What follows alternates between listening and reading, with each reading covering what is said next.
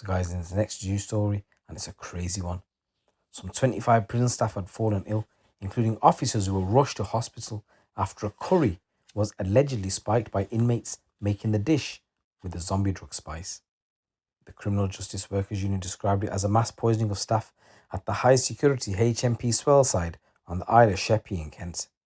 It's suspected that the synthetic drug spice, which can leave users in a zombie like state, was added to their canteen meals to make them extra spicy.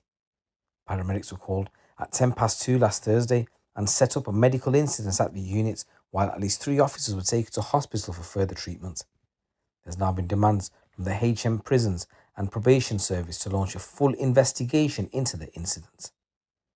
Andy Hamlin, an official for the Criminal Justice Workers Union, said prisoners preparing food in the staff canteen spiked a special staff curry with what was believed to be a psychoactive substance. 25 staff were affected and were witnessed under the influence of this psychoactive substance. South East Coast Ambulance Services sent 9 ambulances to attend the scene, with a makeshift incident unit set up within the prison. A spokesperson for the ambulance service said that 3 people were taken to the Medway Maritime for further checks, although the Criminal Justice said 5 had needed hospital treatment. They said on law, it's not unusual for prisoners to be working staff canteens. They are expected to be low risk, which clearly hasn't happened in this case. There's demands for a full investigation, so HMPPS and local senior management team at HMP Swaleside should do more to protect the health and safety of its staff, according to one of their representatives. The CJWU say prisoners at the jail are employed to prepare and serve the food in the staff canteen, and to hold this position they are required to complete an employment risk assessment. HMP Swaleside, which holds men convicted of serious offences and those who pose high risk to the public, has about 1,100 inmates, and its last inspection by the HM Majesty's Inspector of Prisons found levels of violence were high and drugs are easy to get hold of. More than 40% of prisoners are serving sentences of more than 10 years, with a similar proportion serving indeterminate sentences. So the Minister of Justice says a number of staff were taken ill following an incident at HMP Swaleside last week, and those who attended the hospital were soon discharged. There is an ongoing investigation, and the department is liaising with all relevant agencies involved, while no one taken to hospital was in a critical condition. Absolute madness, guys. Let me know what you think in the comments below. What actually happened there? And guys, in this next news story, and it's a tragic news story, a woman who murdered her disabled mother-in-law by setting fire to her bed has received a life sentence. Elizabeth Vamplew, may she rest in peace, died from burns and smoke inhalation after a fire at her bungalow on the 15th of December 2021. Her daughter-in-law, Karen Vamplew, had deliberately set fire to her bed as she was lying in, almost certainly asleep. Prosecutors said it was a catastrophic fire that claimed the life of a vulnerable person who had been suffering from poor health and had very limited mobility. Vamplew, who was also known as Karen Degg, was found guilty of murder following a trial at Leicester Crown Court. The trial heard that the 44-year-old had considerable debts and that the crime was carried out in a bid to obtain inheritance money. Financial investigations revealed she had access to a victim's account and had been spending thousands and thousands of pounds on herself and her family. The day before the fire, by the time the account of her mother-in-law was substantially depleted, the bank had put a block on any substantial use of a card, limiting the transaction to just £5. This led to Karen accompanying Elizabeth, known to the family as Anne, to the bank that same morning in an attempt to get the block removed. The prosecutor said the ready source of cash for the defendant had ceased, and the victim was no longer of use to the defendant, only a burden. The defendant did, however, know that under the terms of the deceased's will, the defendant's husband stood to inherit half of his mother's estate. The will was later found at her home. Karen had initially been arrested on suspicion of murder 2 days after the fire, but at that stage, there was insufficient evidence to bring any charges against her. She was rearrested on the 27th of September last year after further specialist evidence was examined and secured. The court heard Elizabeth was known to smoke inside her property and that it was believed a dropped cigarette would have caused the fire. However, subsequent experiments on the fire could not have been started by discarding smoking materials, but could only have been started by a direct application of a naked flame at the bottom of the bed.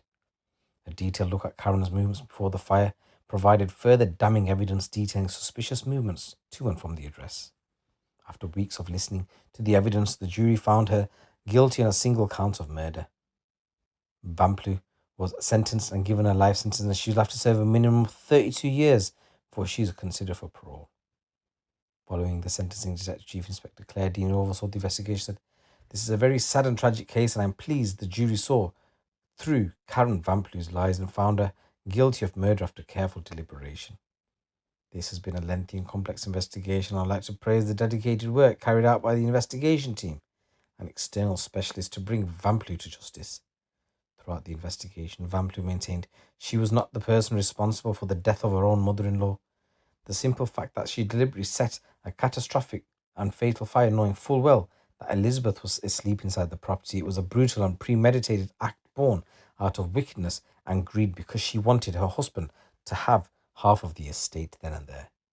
Today's sentence brings an end to a long legal ordeal for Elizabeth's family, but I am acutely aware that they will never ease the pain they feel every day at the terrible loss. I would like to thank each of them for their enormous courage and dignity that they have shown in unimaginably difficult circumstances. I just want to say rest in peace to the victim.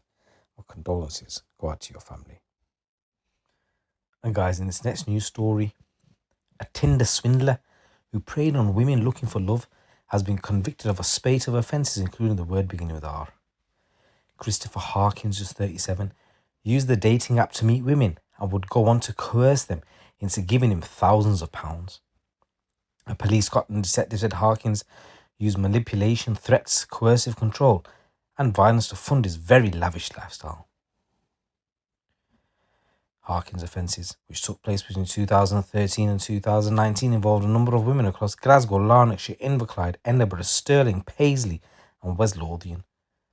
Police Scotland's Domestic Abuse Task Force launched a major investigation into his crimes in October 2019, and he pleaded guilty to the financial abuse charges back in January.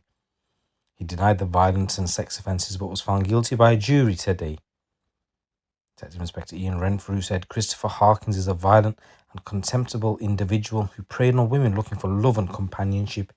He made them believe they were in a loving and exclusive relationship, but that was nowhere near the truth. His only motive was money.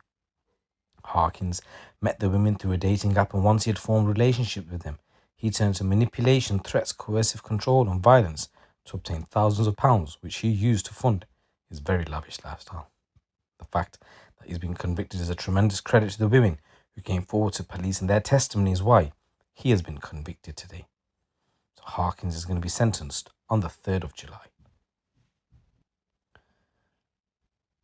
Detective Renfrew added, "This case highlights that domestic abuse is not just physical, it also includes abusive behaviour or financial abuse. It's often about power and control and can have life-changing consequences for victims. We sincerely hope that today's convictions gives confidence to others who may experience anything similar to come forward, safe in the knowledge that police would investigate." So guys, there's a number of stories coming out from the streets of the UK. It's your boy GT. Keep it locked, keep it real.